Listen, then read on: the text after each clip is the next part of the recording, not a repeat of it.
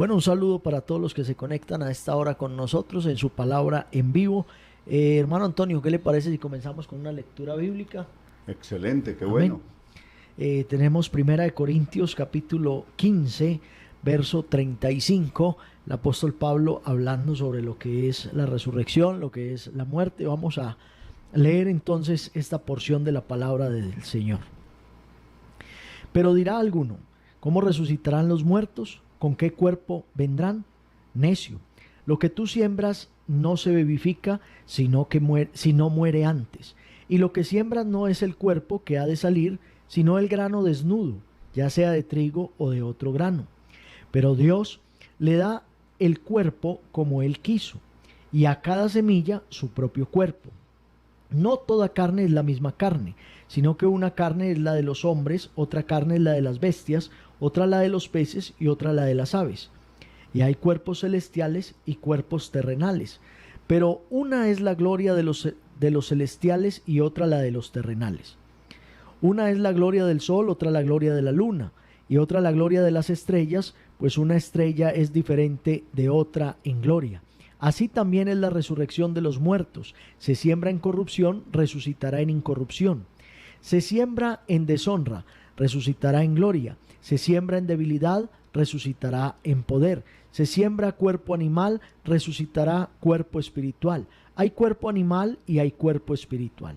Así también está escrito: fue hecho el primer hombre Adán, alma viviente; el postrer Adán, espíritu vivificante. Mas lo espiritual no es primero, sino lo animal, luego lo espiritual.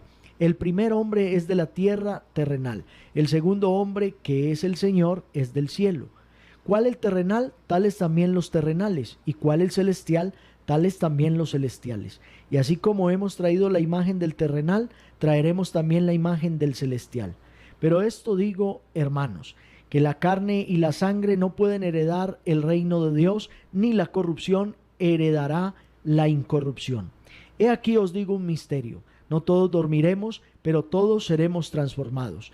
En un momento, en un abrir y cerrar de ojos, a la final trompeta, porque se tocará la trompeta y los muertos serán resucitados incorruptibles, y nosotros seremos transformados, porque es necesario que esto corruptible se vista de incorruptible y esto mortal se vista de inmortalidad. Y cuando esto corruptible se haya vestido de incorrupción y esto mortal se haya vestido de inmortalidad, entonces se cumplirá la palabra que está escrita: sorbida es la muerte en victoria.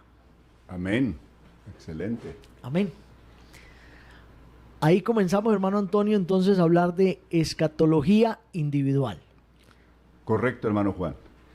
La escatología individual ya no trata de los eventos generales y de los grandes acontecimientos que involucran al mundo entero, sino qué va a pasar conmigo, es decir, individualmente, con cada persona, con los que ya murieron, buenos o malos, justos o injustos, ¿dónde están?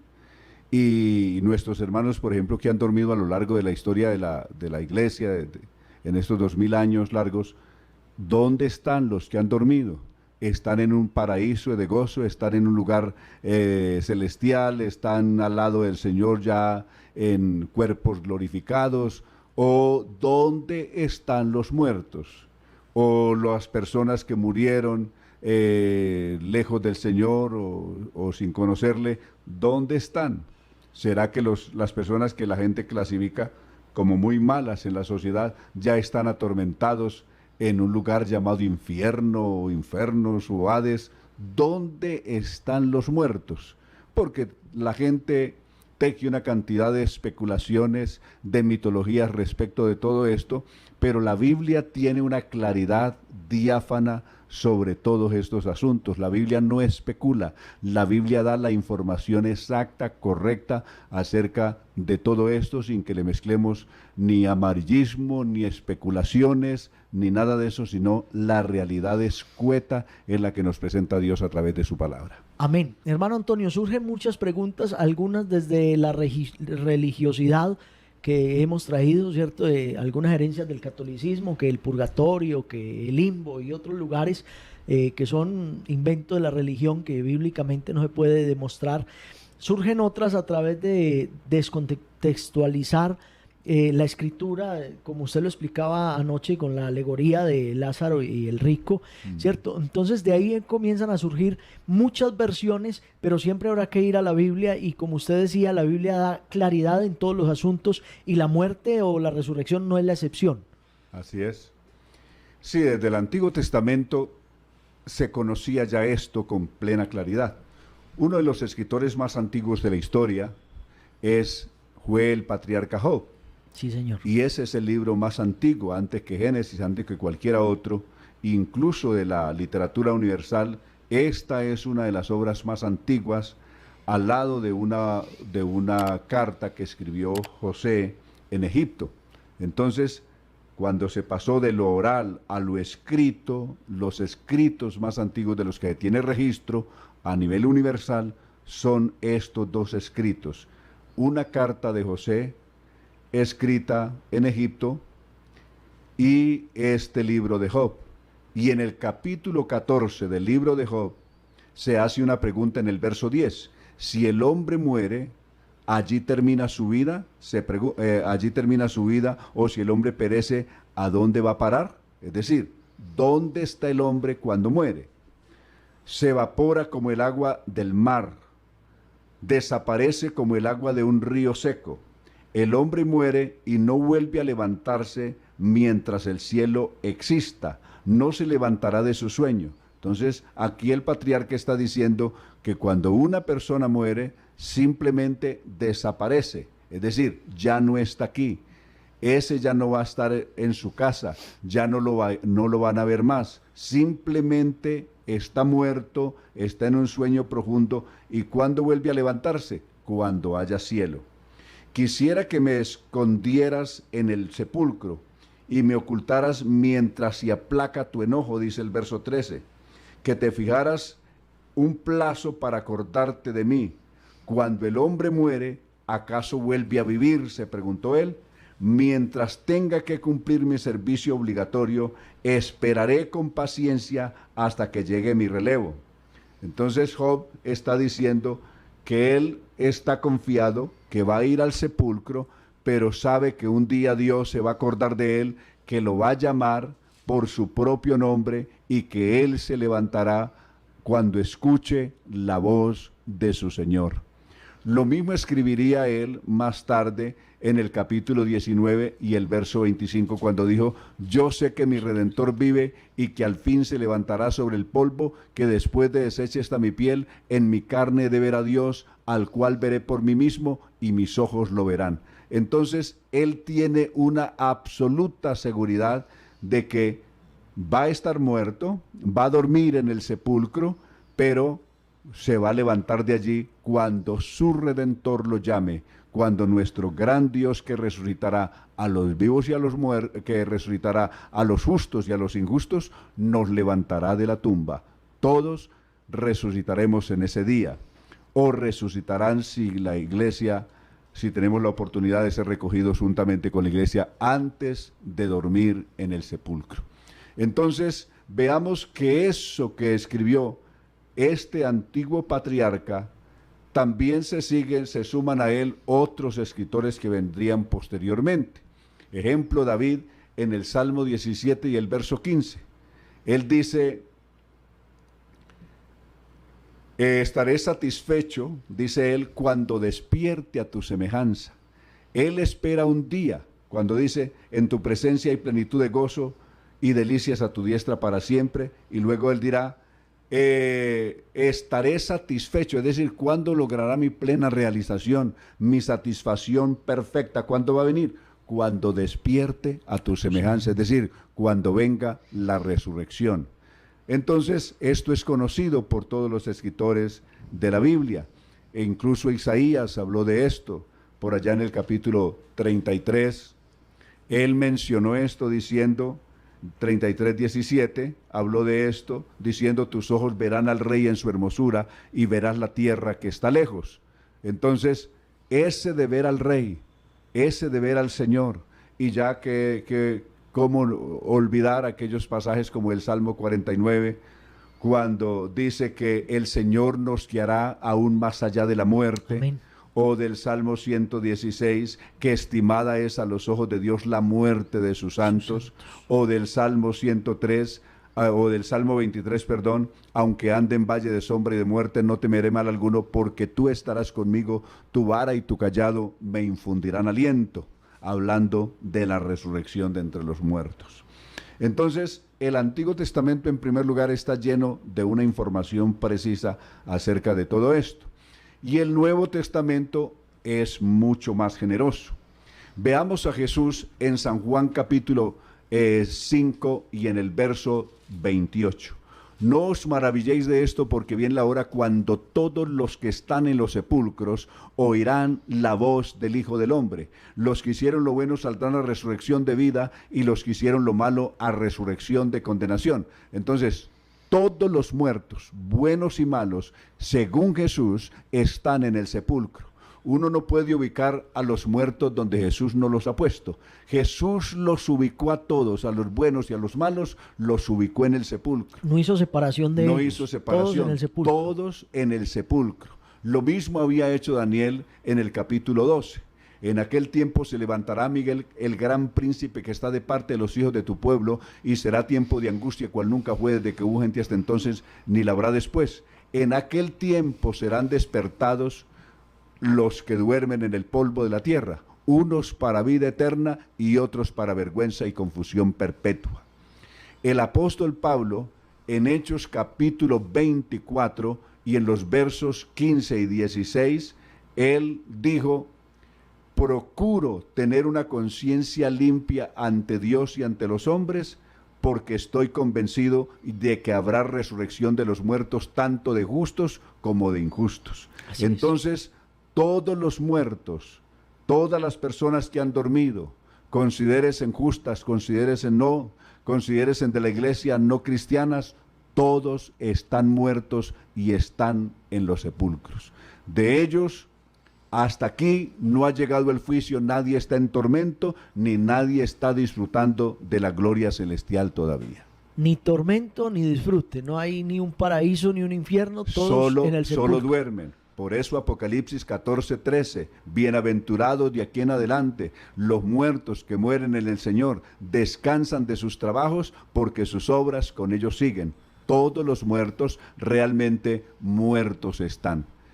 Y en Primera de Timoteo, o Segunda de Timoteo, perdón, el capítulo 4 dice: te encarezco delante de Dios y del Señor Jesucristo, que juzgará a los vivos y a los muertos en su manifestación y en su reino. Solo el Señor es el que va a llamar a unos y a otros, solo que no van a ser llamados al mismo tiempo. Los muertos en Cristo resucitarán primero. En ese orden, observemos el orden establecido en la resurrección. O sea que ya nos salimos de la muerte y llegamos a la resurrección. Vayamos un poco sobre la resurrección y el orden en que van a resucitar los muertos. Primera de Corintios capítulo 15 y el verso 20. Mas ahora Cristo ha resucitado de los muertos, primicia de los que durmieron es hecho, porque así como en Adán todos mueren, también en Cristo todos serán vivificados. Pero hay un orden, pero cada uno en su debido orden. Dios ha establecido un orden en la resurrección. Primero Cristo, el primero en resucitar, es decir, la resurrección comenzó ya y comenzó con Jesucristo, que es el primero en resucitar. Este evento se llama la primera resurrección.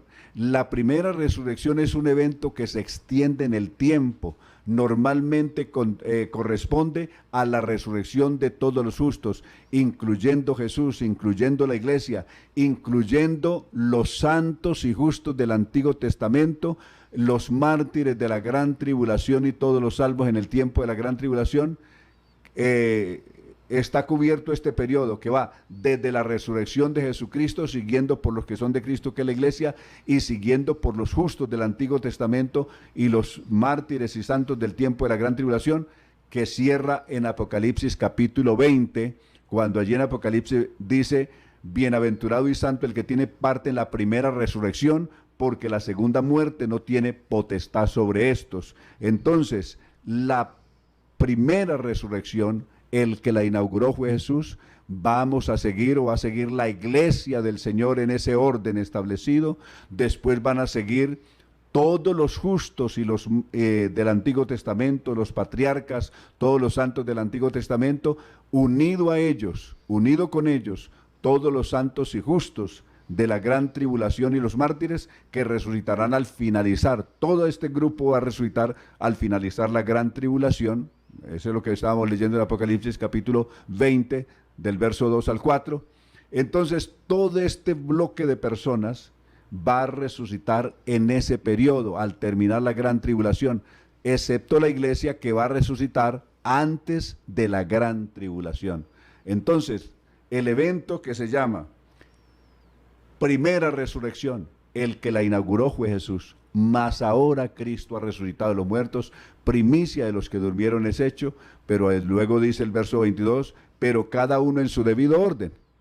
Primero Cristo, las primicias, y luego los que son de Cristo en su venida, y luego el fin. Entonces hay unos tiempos. Ahora Pablo aquí se enfoca en el fin. El fin es el juicio final. Ya aquí está mencionando otro hecho que es aparte, y es el juicio final. Apocalipsis capítulo 20, verso 11 en adelante, ya esta es la resurrección de todos los muertos. Y hay algo importante en esto, cuando mencionamos, hermano Juan, la resurrección de todos los muertos o el juicio final, no quiere decir que el juicio final sea una sentencia condenatoria para todos. Si el juicio final fuera una sentencia de condenación para todos los muertos allí, entonces no existiría el juicio. El juicio sobraría, pues si ya toda esta gente está condenada, ¿para qué hacer el juicio? Cuando un reo ya ha sido condenado, ¿para qué se le hace un juicio si ya está condenado? Se hace un juicio porque todavía hay posibilidad de que determinadas personas que hasta ahora están detenidas o están sindicadas puedan quedar en libertad o puedan conseguir o demostrar que no son culpables, que son inocentes, como en efecto ocurre en la justicia todos los días. Ahora, por eso Apocalipsis capítulo 20, verso 11 también es muy importante. Está hablando del justo juicio de Dios. Si hay algún juez justo, ese es Dios. El justo juicio de Dios es este. Vi un trono blanco delante del cual huyeron el cielo y la tierra, y ningún lugar se encontró para ellos. Vi los muertos grandes y pequeños de pie ante Dios. Y los libros fueron abiertos, y otro libro fue abierto, el cual es el libro de la vida. Y fueron juzgados los muertos por las cosas que estaban escritas en los libros. Es decir, en el prontuario, los libros corresponden a la vida de cada individuo, es decir, sus hechos. Todo lo que fue su vida está escrito en el cielo, aunque la persona piense que lo que hace aquí no lo están viendo, en el cielo está quedando registrado todo. Como queda registrada en la fotomulta, por ejemplo, una infracción, así todo igual está quedando en el cielo. Cuando la Biblia menciona allí libros fueron abiertos, es la vida, el prontuario de cada individuo, de cada persona. Y otro libro fue abierto, el cual es el libro de la vida, es decir, donde está el registro de las personas que a pesar de que resuciten en el día final, en el juicio final, sin embargo serán salvas, ¿correcto? Habrá gente salva ese día también. Entonces, vi los muertos grandes y pequeños de pie ante Dios, y los libros fueron abiertos, y otro libro fue abierto, el cual es el libro de la vida, y fueron juzgados los muertos por las cosas que estaban escritas en los libros, es decir, en su récord, en su prontuario. Y el que no fue hallado, ¿quién es el único que es condenado? El que no dice los, individualmente es este juicio, es individual, no es un juicio colectivo.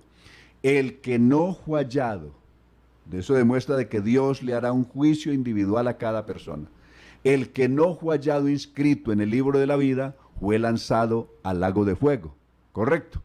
Entonces, ese es el gran juicio universal, donde resucitarán todos los muertos, a excepción de estos grupos que ya habían resucitado antes. ¿Qué grupos habían resucitado antes? Primero, el que resucitó fue el Señor. El segundo que resucitó, el gran grupo que resucitó antes de la gran tribulación, que son los que son de Cristo.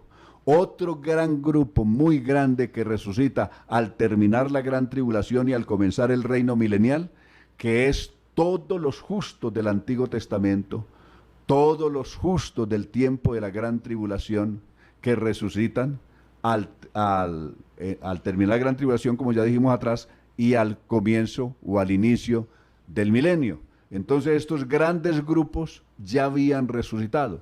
Quedó el gran grupo universal por resucitar, que es los muertos de todas las épocas, desde el primer muerto hasta el último muerto de la historia de la humanidad, que no hizo parte de estos grupos que ya mencionamos atrás, sino que llega a ese juicio universal que es en el último día y en el último juicio que Dios hará sobre lo que respecta a este mundo. Entonces, eso es lo que describe Apocalipsis el capítulo 20. Amén. Amén. Entonces, es muy importante que uno tenga en cuenta esto, que dónde va a resucitar Abraham, ya sabe dónde va a resucitar. No hacen parte de la iglesia, por lo tanto no resucitan con la iglesia, ¿correcto? El mismo Juan el Bautista, que fue el último gran profeta de la era de la ley, él dijo en San Juan 3:29, el que tiene la esposa es el esposo, y el amigo del esposo que está a su lado se goza grandemente. Es decir, Juan no se contó dentro de la iglesia, pero sí está contado dentro de los justos y de los profetas y de los grandes que resucitarán al terminar la gran tribulación. Y eso es muy importante que uno lo tenga en cuenta. O sea que él no se cuenta como parte de la iglesia, pero sí como amigo del esposo. Y como invitado. Y como invitado a la boda. A la boda. Qué bien. Ese es otro hecho bien importante. Las bodas del Cordero, las bodas de la iglesia, no se van a dar en un lugar solitario. Es decir, Primera de Tesalonicenses capítulo 4, del verso 13 en adelante, démosle un vistazo, que es muy importante. Observemos. Tampoco queremos, hermanos, que os entristezcáis como los otros que no tienen esperanza, porque si creemos que Jesús murió y resucitó, así también traerá Dios con Jesús a los que durmieron en él. Observe otra vez ahí la resurrección. Traerá Dios con Jesús a los que durmieron en él. Es decir, los va a resucitar de los muertos, porque así, por lo cual os decimos esto en palabra del Señor, que nosotros los que vivimos, los que hayamos quedado, no nos vamos a anticipar a los que durmieron. No precederemos a los que durmieron, porque el Señor mismo, con voz de mando, con voz de arcángel y con trompeta de Dios, note lo que dice, descenderá del cielo. Cuando Cristo inicie su descenso del cielo, que esa es para su segunda venida, la iglesia no se va a quedar aquí en la tierra esperando la segunda venida de Cristo aquí a la tierra, sino que la iglesia va a subir, va a ser arrebatada en las nubes para recibir al Señor en el aire. Recibir es un acto de bienvenida, es darle la bienvenida. No vamos a quedarnos aquí para darle la bienvenida aquí a la tierra, le vamos a ir a encontrar. El Señor viene descendiendo del cielo. Ya tocó la trompeta, porque el Señor mismo, con voz de mando, con voz de arcángel y con trompeta de Dios, descenderá del cielo. En ese descenso de Cristo del cielo, antes que aparezca en la esfera universal, que sea visto de la humanidad, antes de que la gente o el mundo se dé cuenta, la iglesia ha subido a recibirlo o a darle la bienvenida. ¿Y dónde estaremos en ese tiempo cuando el Señor, que ya comenzó su descenso del cielo para su segunda venida, qué va a pasar? Estaremos con Él en el aire, seremos arrebatados en las nubes, verso 17 de este capítulo 4, para recibir al Señor en el aire. No dice para hacer la fiesta de las bodas allí con Él, no, para recibir al Señor en el aire, y así estaremos siempre con el Señor. Entonces las bodas no, ninguna parte lo describe que sean en el aire. De pronto nos hicimos esa fantasía, pero es una fantasía que está fuera de la Biblia porque no está en ninguna parte. Porque a nadie se le ocurre hacer una boda a solas. Es decir, la palabra boda es un evento público y no se puede atribuir boda a un evento que sería solamente el Señor y su iglesia. ¿Dónde estarían los invitados? ¿No se invita a nadie? Eso no es posible, porque entonces no sería boda y en vano sería darle el término o el título de boda, porque boda habla de una fiesta pública, de un evento público, donde no solamente está el novio y la novia, sino que hay cantidad de testigos, de personas que están allí, de invitados y demás. ¿Correcto? La única parte donde aparece la palabra boda de la iglesia o boda del Cordero es en Apocalipsis capítulo 19 del verso 6 en adelante. Y cuando uno mira el contexto de Apocalipsis 19, presenta un escenario muy diferente al escenario de 1 Tesalonicenses 4. 1 Tesalonicenses 4 presenta la iglesia siendo recogida en las nubes para recibir al Señor en el aire en su segunda venida. En cambio, Apocalipsis capítulo 19 presenta un mundo donde ya Cristo puso en su lugar a todos sus enemigos, e incluso a la gran Babilonia ya la quemó con fuego y ya la pisoteó y ya la convirtió en un desierto, ya está destruida. Ya la bestia y todos estos imperios del mundo y reinos enemigos de Dios ya quedaron debajo de sus pies. E incluso la bestia, el hombre de pecado, ya ha sido echado al lago de fuego con el falso profeta. Y cuando se da el pregón, he aquí el Señor nuestro Dios Todopoderoso reina. Correcto, en el verso 5 se da el anuncio de que ya el Señor Todopoderoso reina. Cuando ya Él reina aquí, es decir, tiene su reino establecido sobre la tierra, ya todos sus enemigos están debajo de sus pies, y se va a establecer el gran reinado universal de Cristo sobre la tierra. Ese reino comienza con una boda. Resulta que el rey se va a casar. Correcto, va a ser una fiesta pública de la unión de él con su iglesia. Y para ello tiene cantidad de invitados. Tiene a todos los patriarcas, incluyendo a Abraham, Isaac y Jacob, todos los del Antiguo Testamento, todos los profetas y todos los santos del Antiguo Testamento, van a estar como invitados en esa gran boda, ya resucitados y vestidos con vestiduras para asistir a las bodas, ¿correcto? Y desde luego, el centro de toda esa gran fiesta, pues es su iglesia. Por eso se dice, a ella se le ha concedido que se vista de lino fino, lino limpio y resplandeciente. Así es. Entonces, hay en el centro de esta gran reunión universal que convoca cielos y tierra. Observe que este anuncio lo escuchó Juan en el cielo, este pregón se da en el cielo. Son los ángeles del cielo los que dan este anuncio, y es un anuncio que Juan escuchó en el cielo.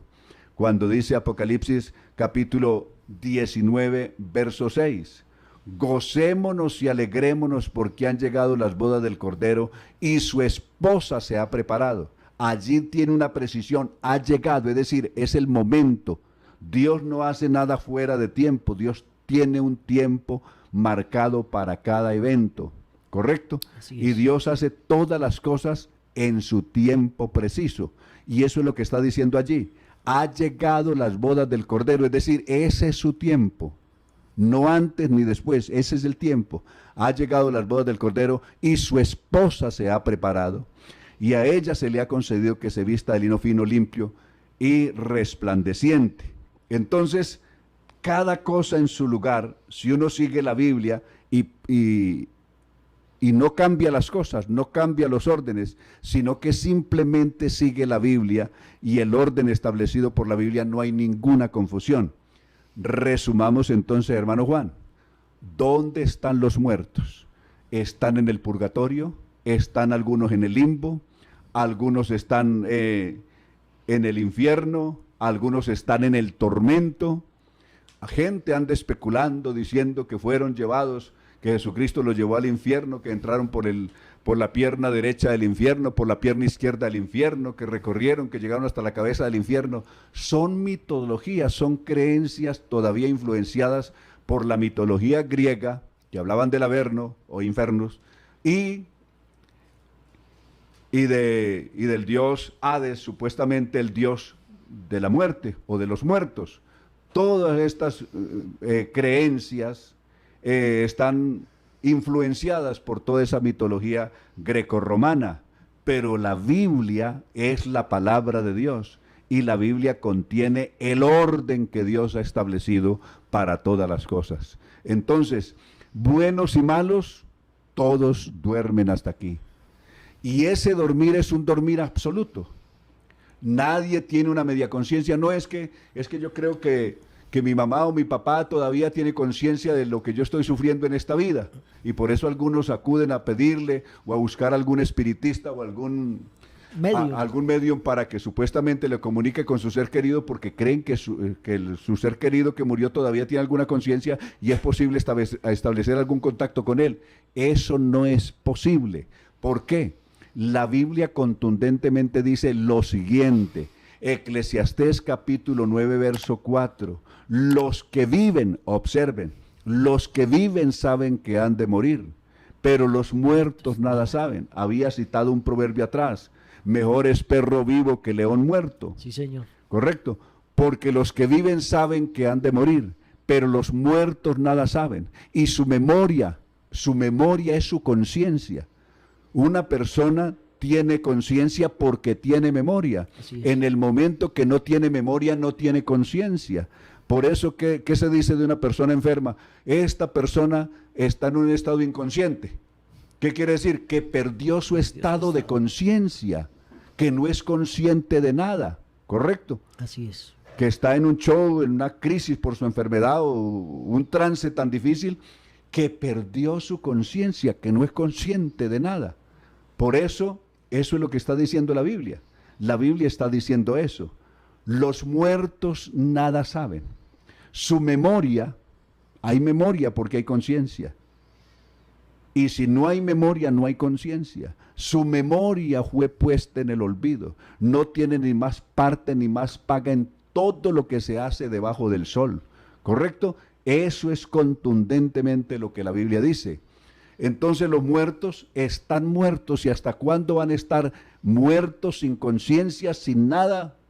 Hasta que venga la voz del Hijo del Hombre, que es la única que les va a devolver la conciencia y con ello la memoria, desde luego, en un estado diferente que será en la resurrección con cuerpos inmortalizados.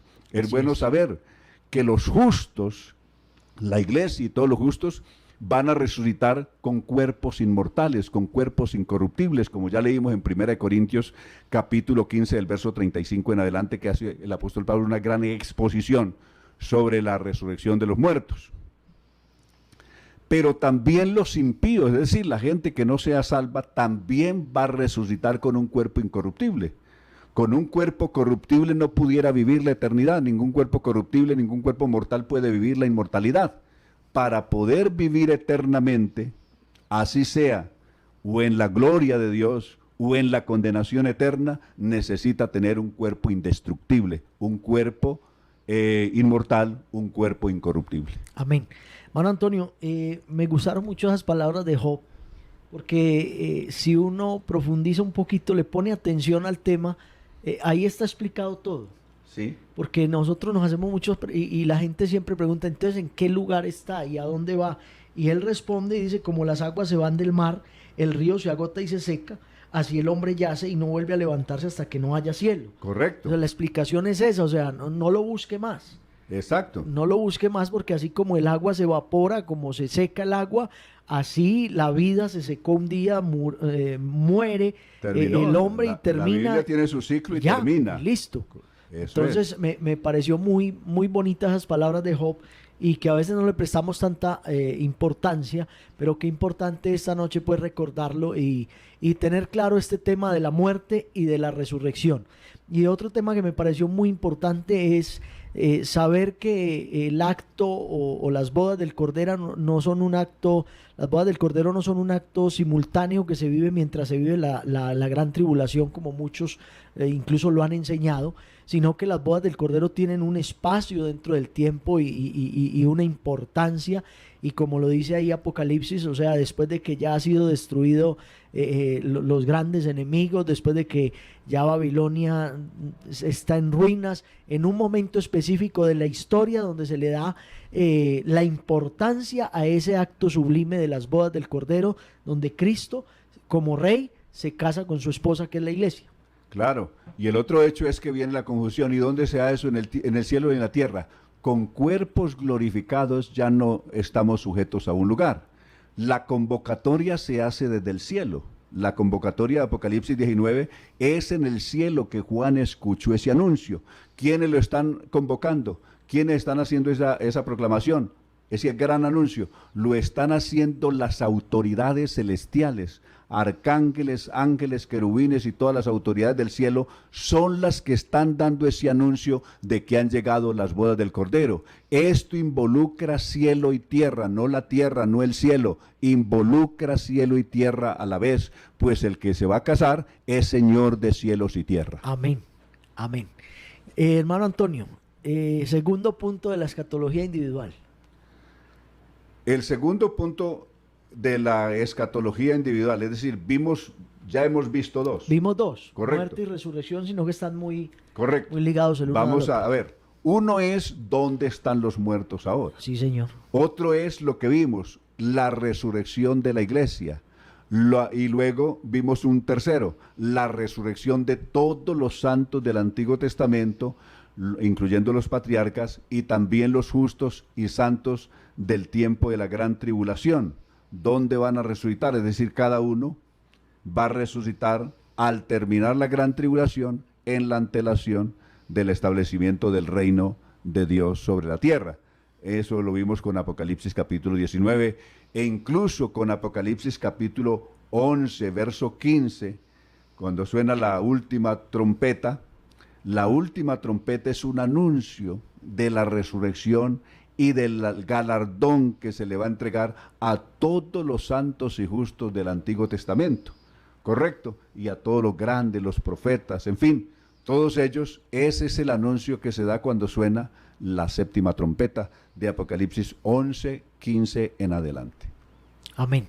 Entonces, ¿con qué seguimos? Lo bueno de todo esto, es decir, detenernos cuidadosamente y analizar entonces el mensaje de la Biblia es un mensaje diferente a lo que el mundo había conocido. Desafortunadamente todavía hay muchas herencias que vienen de la filosofía grecorromana, de la mitología grecorromana, y todavía nos han acompañado por mucho tiempo, incluso ya en la iglesia, ya en el Señor. Sin embargo, se oyen todavía algunas cosas que tienen que ver mucho con todo esto. Hay una cosa muy importante también en esto, para salirnos de toda esa mitología grecorromana. El credo, denominado credo apostólico de Nicea, estableció esto respecto de Jesucristo. Creo en Dios, en Padre Todopoderoso, Creador del cielo y de la tierra. Creo en Jesucristo, su único Hijo, engendrado por el Padre antes de los tiempos, que padeció delante de Poncio Pilato, que fue muerto, que fue sepultado y que descendió a los infiernos.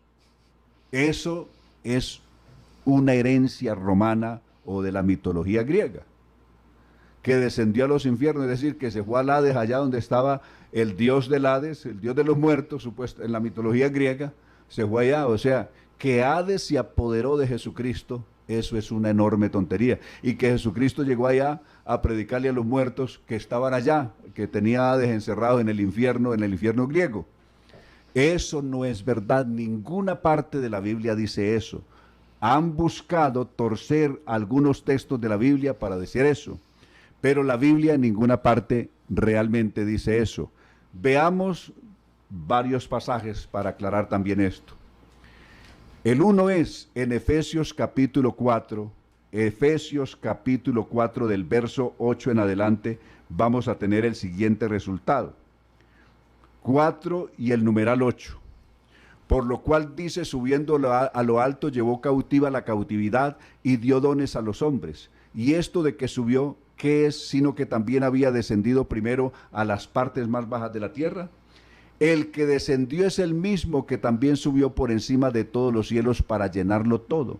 Y él mismo constituyó a unos apóstoles, a otros profetas, a otros evangelistas, a otros pastores y maestros, a fin de perfeccionar a los santos para la obra del ministerio. Entonces dice que Cristo descendió a las partes más bajas de la tierra. Hay dos partes más bajas de la tierra descritas en la Biblia. La una está en el Salmo 139 y el verso 14. El verso 14 dice que entretejido fui y formado en lo más profundo de la tierra, y estaba hablando cuando fue formado en el vientre de su mamá. Y el otro más profundo de la tierra es la muerte y la sepultura de Cristo. Es decir, está hablando, haciendo alusión a cuando Cristo muere con la muerte más cruel que pudiera morir, que es muerte de cruz.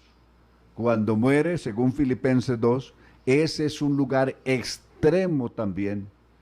Se humilló a sí mismo, se hizo siervo siendo Señor, y estando en la condición de hombre, se humilló hasta sufrir la muerte y muerte de cruz. Es decir, era lo más bajo a lo que pudiera llegar, y hasta allá llegó. Pero ese que murió con la peor muerte, que fue sepultado, es el mismo que también resucitó y ascendió por encima de todos los cielos para llenarlo todo. El otro texto que se tuerce, que tuercen algunos, está en Primera de Pedro capítulo 3 del verso 18 en adelante. Vamos a leerlo para sacarlo de esa oscuridad que le han puesto. Porque también Cristo padeció una sola vez por los pecados, el justo por los injustos, para llevarnos a Dios, siendo a la verdad muerto en la carne, pero vivificado en el Espíritu. Es necesario saber que todo escrito está compuesto por, gramaticalmente tiene estos dos elementos, que es sujeto y predicado. El predicado es lo que se dice del sujeto, y el sujeto es lo que es el centro de toda la oración o de todo lo que se está diciendo. Aquí el centro gramatical es el Espíritu. Observe esto, porque también Cristo padeció una sola vez por los pecados, el justo por los injustos, para llevarnos a Dios, siendo a la verdad muerto en la carne. Cristo murió en la carne, no en el Espíritu, porque en el Espíritu no puede morir porque es Dios. Siendo a la verdad muerto en la carne, pero vivificado en el Espíritu. En el Espíritu, observe, en el Espíritu, aquí se va a citar, se va a ir al pasado. En el Espíritu estuvo en el pasado, hizo esto. En el cual también fue pasado y predicó a los encarcelados. ¿Cuándo fue que les predicó a los encarcelados? ¿Cuando murió en la cruz del Calvario y fue sepultado? No. A los que en otro tiempo desobedecieron, cuando una vez esperaban la paciencia de Dios. Y dicen, ¿qué tiempo? En los días de Noé. ¿Cuál fue el periodo cuando el Espíritu de Cristo predicó? Mientras se preparaba el arca, en la cual pocas personas, es decir, 8, fueron salvas por agua. Entonces, cuando el apóstol Pedro menciona aquí que Cristo fue muerto en la carne, pero vivificado en el Espíritu, en su Espíritu, Cristo, o sea, el Espíritu de Cristo, estuvo en Noé como estuvo en todos los profetas del pasado, profetizando a través de ellos. Primera de Pedro capítulo 1, verso 10. Primera de Pedro, veamos que esto no es un invento, sino que el mismo Pedro está poniendo en contexto, o lo que está diciendo es en contexto de lo que él ya había escrito atrás. 1:10 de Primera de Pedro. Los profetas que profetizaron de la gracia destinada a vosotros, inquirieron y diligentemente indagaron acerca de esta salvación, escudriñando qué persona y qué tiempo indicaba el Espíritu de Cristo que estaba en ellos. Noé fue el profeta de su generación. fue el gran profeta de su tiempo, fue el que le predicó a todo el mundo antediluviano y les profetizó las cosas que vendrían después. Vendría el gran diluvio, era necesario que se prepararan. Les predicó 120 años, ¿correcto? Fue el gran profeta que profetizó. ¿Cómo sabía Noé lo que iba a venir? Por el Espíritu de Cristo que estaba en él.